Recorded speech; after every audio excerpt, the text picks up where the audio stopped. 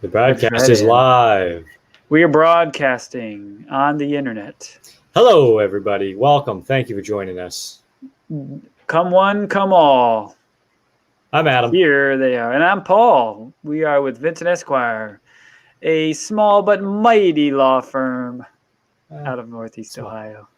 Mostly just small.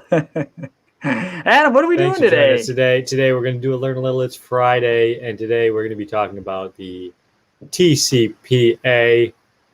First things first, we are loud and clear. We are loud and clear, people.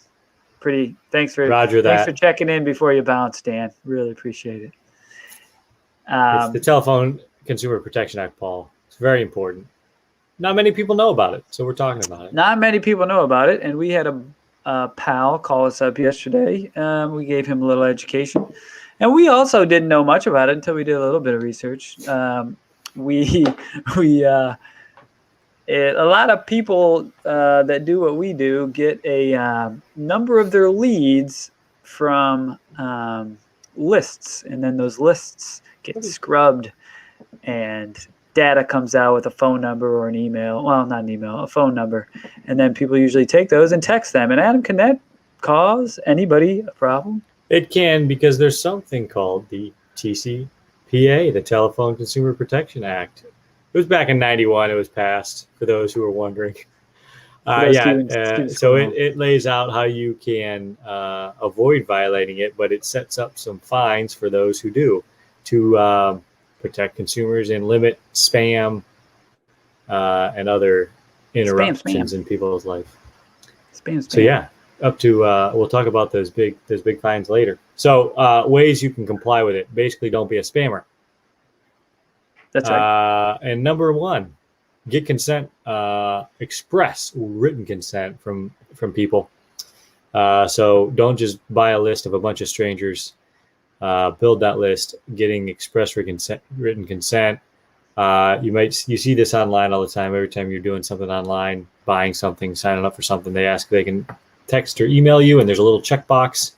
Important thing is you can't automatically check that checkbox. So you either get the paper form or online form of written consent, and that's step one. That is, yep. So this applies to people that, like we mentioned earlier, are either buying a list or got a list sent to them by somebody, and they think we'll just contact these people. Now, this happens millions of times a day, probably, where no one gets in trouble. We just want everybody to be educated and understand the risk. This was a similar kind of setup 25 years ago when people would fax machine kind of direct contact to businesses, or and you would get these lawyers would actually represent consumers, and if they would advertise and say, hey, if you got one of these unsolicited faxes, we'll represent you. Well, there's like a $1,500 fine tied in, so these lawyers would send a nasty gram to these businesses and ask for them to settle the huge claim, and this is what some folks are seeing now if they're doing real estate direct contact as sellers or potential sellers. So just we want you to understand that there are some risks in doing that, and we just ran through the first step to be compliant. And the first step, like Adam said, usually is asking for the permission to contact them. So if you haven't done that, that probably means you're not in compliance.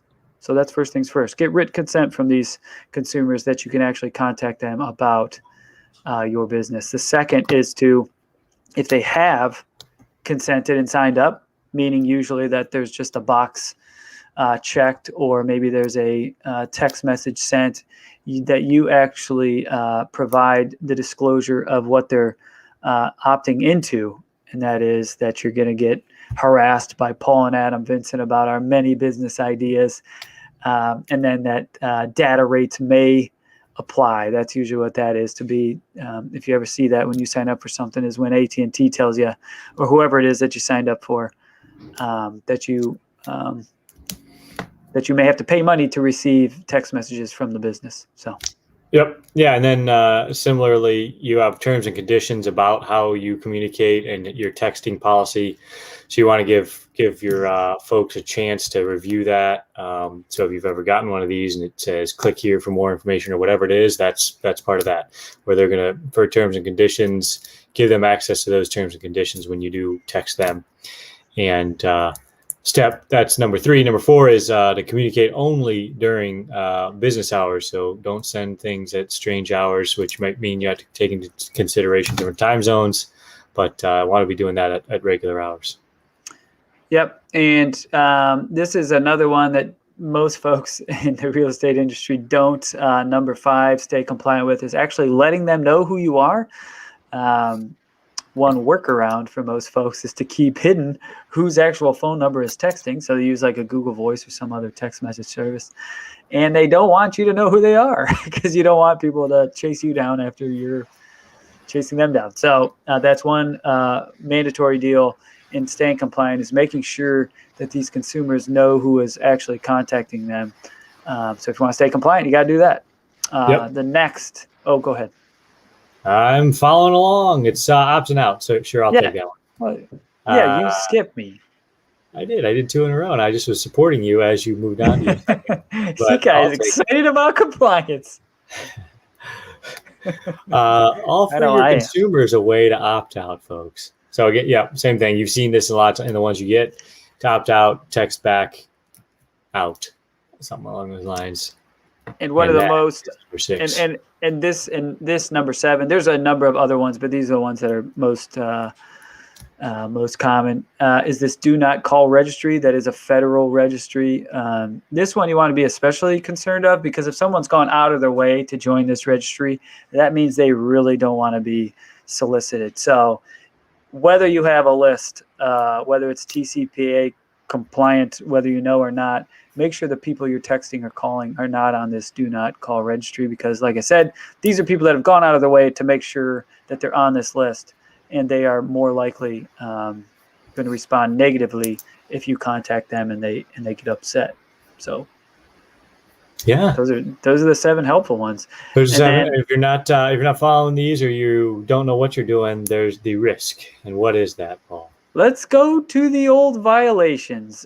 Things can get expensive at the federal level. The TCPA is a federal statute.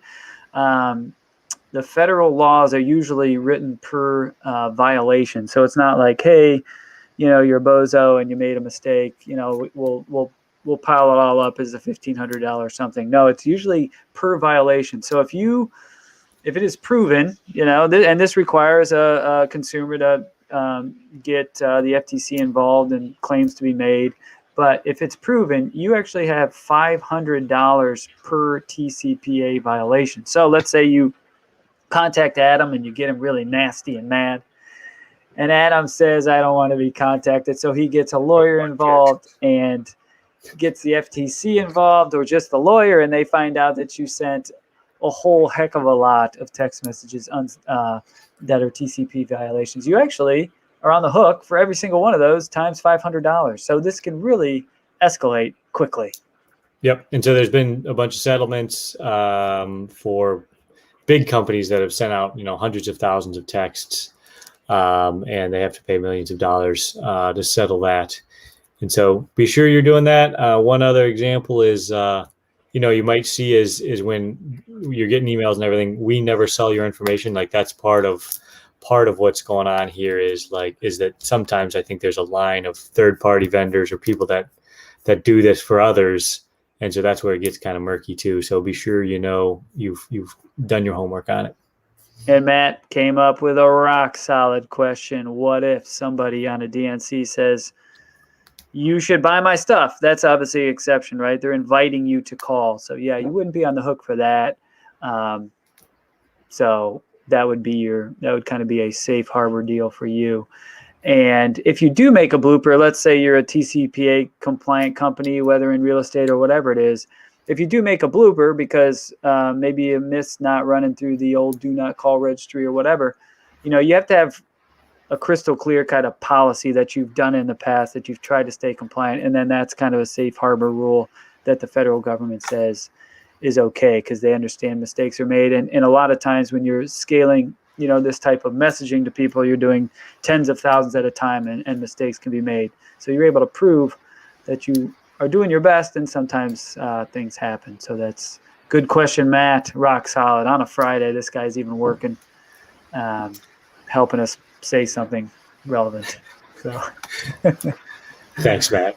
Thanks, Matt. All right. So check out your stuff. So long story short, understand that if you are direct messaging people about, selling their house or whatever it is, or maybe you're just, in a different line of work other than real estate, understand that is a significant risk unless you have express written consent from these people that they're okay with your calling.